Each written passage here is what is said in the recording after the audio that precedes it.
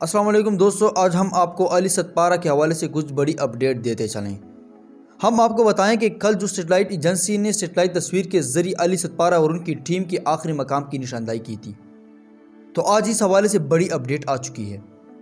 हम आपको बताते चलें कि वहाँ जाने के लिए 6 कोह की टीम बनाई गई है। आपको पता है कि उस जगह पर जाने के लिए सेटेलाइट ने आखिरी निशानदाही की है। वहाँ जाने के लिए 6 कोह की टीम बनाई गई है। उनमें से एक अली सतपारा का बेटा साजिद सतपारा भी है, जो कि इस टीम में सबसे एक्सपीरियंस वाले बंदे मौजूद हैं। हम आपको बताते चलें कि टीम पाक फ़िज़ा की हेल्प से वहां इस लोकेशन पर जाएगी जहां सेटेलाइट ने तस्वीर के जरिए आखिरी मकाम की निशानदाही की थी। ये टीम वहां पर पूरी इलाके को चेक करेगी।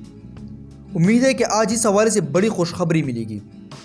नाजरीन, हम आपको बताते चलें कि ये टीम कुछ मिनटों के बाद निकलने वाली है। पाक फ़िज़ा की हेल्प से वो पूरा इलाका चेक करेंगे और जल्द वहाँ के बारे में मालूमात देंगे।